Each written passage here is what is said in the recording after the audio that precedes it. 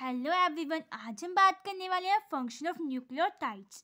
तो अब बस न्यूक्लियोटाइड जो होते हैं वो बिल्डिंग ब्लॉक होते हैं न्यूक्लिक एसिड के, आरएनए और डीएनए के। ठीक है, हायर न्यूक्लियोटाइड एनर्जी का कैरियर एटीपी एंड जेटीपी। ठीक है, उसके बाद सम स्ट्रक्चर कंपोनेंट को एंजाइम एग्जांपल एफएमएन एंड एफएडीएनएडी। ठीक है, उसके बाद जो फोर्थ पॉइंट आता है कि मेरे पास यूडीपी और यूएडीपी है, वो मेरे पास पार्ट होता है बायोसिंथेसिस ऑफ पॉलीसैकेराइड का।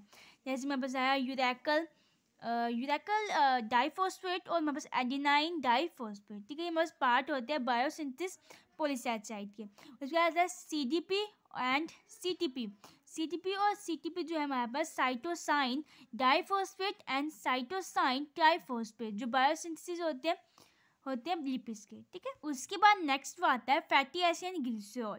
फैटी एसिड और ग्लिसरॉल जो होता है वो बिल्डिंग ब्लॉक होते हैं लिपिड्स फैट्स के। ठीक है, फैटी एसिड जो है लॉन्ग हाइड्रोकार्बन की एक चेन होती है जो हमारे पास कार्बोक्सिलिक ग्रुप को जो है वो कंटेन करती है। ठीक है, उसके बाद आता है जो एसिटिक एसिड होता है वो आ जाए हमारे पास CH3COOH। ठीक है, और जो स्टेरिक एसिड होता है वो आता है CH3 CH2 COOH जो बस मोर कॉम्प्लेक्स होता है। ठीक है, फैटी एसिड जो है वो भी जो है बस 2 प्रकार से मतलब डिवाइड है।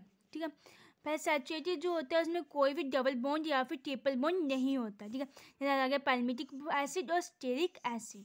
अनसैचुरेटेड हमारे पास वो होता है जिसमें 1 और डबल बॉन्ड भी होते हैं, जैसे ओलिक एसिड और लिनोइक एसिड। ठीक है, अब हमारे पास फैटी एसिड जो होते हैं वो हाइड्रोकार्बन की एक चेन होती है जिसमें कार्बोक्सिलिक ग्रुप जो है वो लगा हुआ होता है। तो कार्बोक्सिलिक ग्रुप जो होता है ना उसमें वो पोलर होता है, वाटर में सॉल्युबल हो जाता है।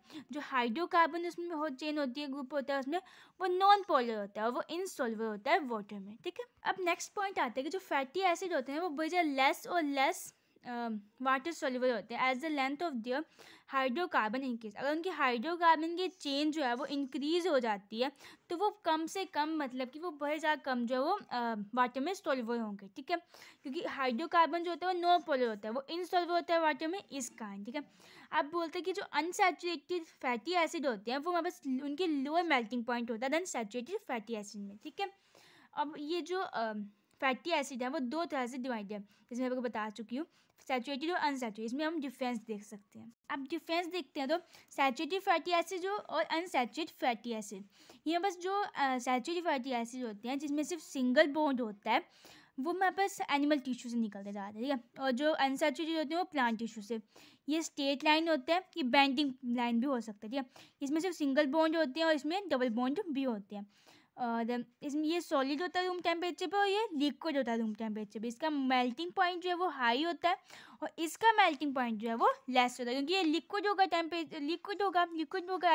रूम टेम्परेचर, तो इसका मेल्टिंग पॉइंट भी जो है वो लेस ही होगा। ठीक है, अब सैचुरेटेड फैटी एसिड और अनसैचुरेटेड फैटी एसिड का हम एक एग्जाम्पल भी देख सकते हैं, मतलब ये फॉर्मूला कि हम इसको कैसे ड्राइव कर सकते हैं कि कौन सा नंबर लेके हम किस तरह से इसको ड्राइव कर सकते हैं। ठीक है, एग्जाम्पल की बात करें तो इसका एग्जाम्पल पैल्मिटिक एसिड और स्टेरिक एसिड और इसका ओलिक एसिड। ठीक है, अब जो नेक्स्ट है, पहले हमने फैटी एसिड की बात की, अब हम बात करते हैं अमीनो एसिड की। ठीक है, अमीनो एसिड जो प्रोटीन्स के बिल्डिंग ब्लॉक होते हैं, जो प्रोटीन होता है वो अमीनो एसिड से ही बना हुआ होता है। ठीक है, प्रोटीन का जो हाई मोलिकुलर वेट होता है, ये बस अमीनो एसिड जो है हमारे पास जो है वो स्मॉल होते हैं, made up of CHO nitrogen like sulphur, little sulphur. ठीक है, अमीनो एसिड जो वो ऑर्गेनिक एसिड होते हैं जो इनके पास जो है वो कार्बोक्सिलिक ग्रुप COH होता है। ठीक है, जब अमीनो एसिड जो है वो फ्री होंगे तो वो बेसिक होंगे, जब कार्बोक्सिलिक ग्रुप जो है वो फ्री होगा तो वो एसिडिक होगा। अब जो हमारे पास जो अमीनो एसिड होता है उनका स्वीटर आयनिक